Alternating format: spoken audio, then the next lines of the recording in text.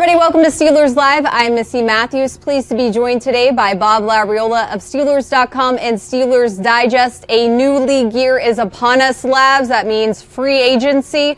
So let's review the Steelers additions and their departures. We'll start with the guys who are staying in Pittsburgh or who the Steelers have brought back to the Steelers roster. And there are a number of guys you will see here on the list. Zach Banner, that deal was announced today. B.J. Finney, a former Steeler who spent some time away back, and Ray McLeod, Marcus Allen, and J.C. Hassenauer re-signing deals with the Steelers as well. A look at the departures, a number of starters specifically on the defense.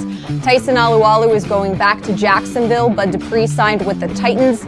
Matt Filer heading out west to the Chargers. Mike Hilton staying in the AFC North with the Bengals, and the Steelers terminated Vince Williams earlier this week. So, Labs, we knew the salary cap was going to be an issue for the Steelers and for all 32 teams in terms of the decrease from last season. What do you make in terms of who the Steelers were able to keep? Also, note that there are reports out there Cam Sutton and also Chris Wormley are staying with the Steelers. Yeah, the Cam Sutton retain to me was a big significant factor, for several reasons. I really think that Cam Sutton is a versatile cornerback. He can play slot or he can play on the outside. And you also have a situation where Steven Nelson and Joe Hayden are towards the end of their current contracts and also, getting up in age a little bit. And I thought that, keeping Cam Sutton was a significant move in the means of stabilizing the secondary for the 2021 season. In terms of the offensive line, we know Marquise Pouncey retired earlier this offseason, but Zach Banner, who won that starting job and then was injured in the Steelers season opener. B.J. Finney comes back to Pittsburgh, and then J.C. Hassenauer under contract once again. What do you make about that and the fact that Matt Filer, somebody who has been versatile, just like Cam Sutton, is no longer with the Steelers? Well, the B.J. Finney signing to me was, kind of classic Kevin Colbert. It's one of the things that the Steelers like to do is use free agency before the draft in a way that reduces or eliminates the urgency to pick a specific position that that has become vacant or thin through retirements or cuts or whatever it might be. And so signing B.J. Finney, it's a one-year deal, so I don't know that it's a long-term arrangement for either side. But signing B.J. Finney, I think, removes the urgency for the Steelers to have to use, an early pick on a center. Now, I'm not saying they're not going to draft one. They may not. They may even sign another one between now and the draft. I don't, But again, there's not that urgency. Their backs aren't up against the wall, at the center position. Is Matt Filer deciding to obviously test the open market and land with the Chargers a loss for the Steelers in terms of maybe that versatility and other things among the O-line and what they're trying to do to improve the run game? Yeah, the Matt Filer thing, to me, first of all, let me say this. Matt Filer really paid his dues coming from Bloomsburg. He worked very hard, to get where he was with the Steelers the previous couple of seasons. And, I personally am happy that he got paid. Now, selfishly, I wish he would have stayed with the Steelers. However, I really thought that Matt Filer's best position was right tackle. And at right tackle, the Steelers have options. Zach Banner, Chuks Okorafor, those are two guys I think either one of them could handle that job. And then on the other hand, I think Kevin Dotson, it was his time to be the left guard, especially with the way the Steelers want to play offense next year. They'd be more physical up front, run the ball better. I think Kevin Dotson is the better kind of aggressive, striking left guard than Matt Filer was there. So while he will be missed in some ways, I don't know what the plan for him was in 2021 in terms of a starting spot. And if he wasn't going to start, if you're Matt Filer, you really can't blame him for leaving. And I also can't blame the Steelers for looking at him and thinking, Kevin Dotson is a better guard. We have a couple of candidates for right tackle.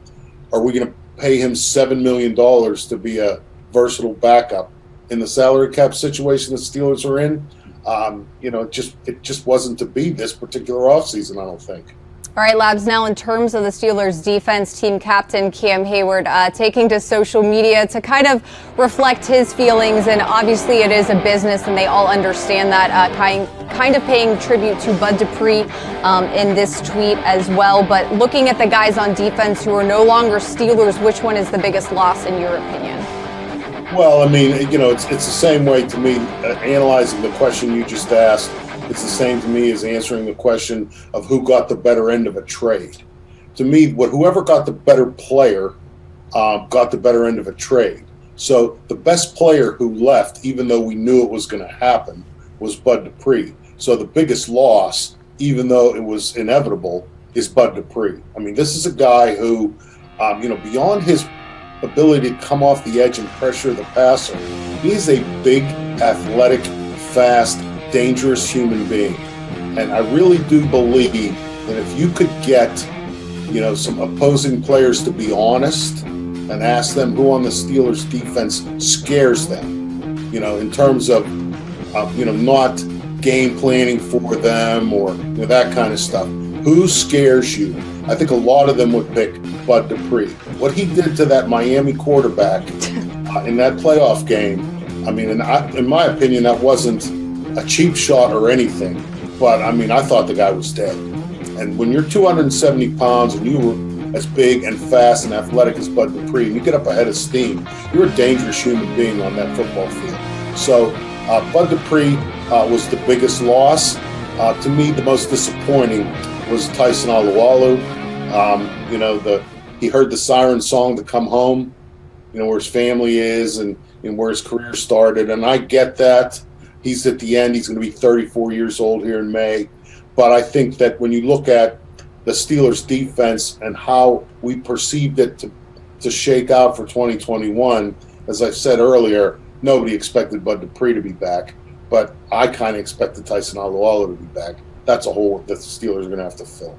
Yeah, and in terms of Tyson, even if you go back to training camp in 2020, Javon Hargrave left during free agency last year, and Tyson just very seamlessly came in and filled in. And you talk to anybody on the Steelers defense, and they said that Tyson was one of the most underrated guys. And you saw that it was, I think, the Ravens game when he got hurt in that few, games that he was not playing, that you really felt his loss. So I agree with you on that front. Labs, also talking about the salary cap. Obviously down from last year, and in terms of where the Steelers sit right now, this is in terms of NFL media research. They said the Steelers have $3.6 million left in cap space. What do you make of that in terms of so many other needs the team has? Obviously, we know the draft is a tool that they like to use, 8 picks because of that comp pick coming up at the end of April. But what do you make of what they have left in terms of being able to spend any of that right now? Well, the figure that you quoted, is a figure that is based on the current NFL rules for rosters and the cap, which is top 51 salaries. Now, that once we get to the regular season, it's top 53. You mentioned the draft picks. Those guys have to be paid, out of that number. The practice squad, we really don't know how many that is yet, but that comes out of your salary cap. And then, Kevin Colbert has talked about wanting to have a cushion of $3 to $5 million for injuries, for a situation like we saw last year when Devin Bush was injured and they made a trade and brought in Avery Williamson. If you don't have a cap cushion, you can't do that kind of stuff. So $3.6 million under the cap is nice because it means the Steelers are compliant with the number and they don't have to make any moves to get under the number. However, if you're looking at that $3.6 million thinking, well, they have some room to make some moves, they don't. They really don't. And anything the Steelers do I believe, is going to have to be accompanied by a corresponding roster reduction.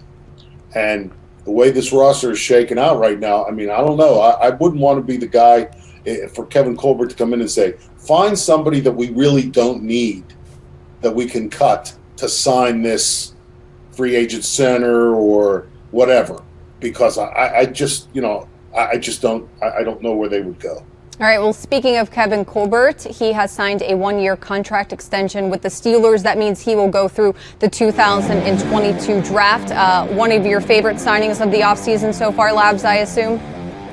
Oh, absolutely. I mean, Kevin Colbert is good at what he does.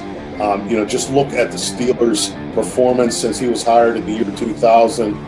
One losing season, 2 Super Bowl championships, a 3rd trip.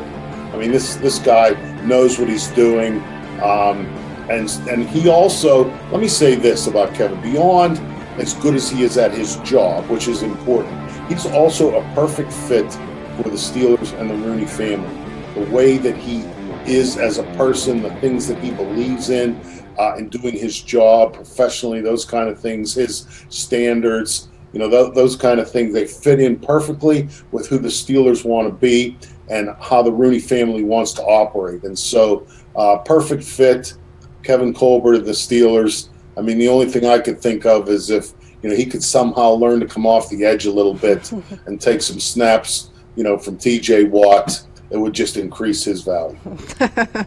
Okay, Labs, we will continue to be tracking free agency as it continues across the league. Thanks for joining me here today on Steelers Live. Good being with you. Good getting back to this. Yes. Real football is getting closer and closer, right? I feel like the draft is our turning point. So right. Good to hear that.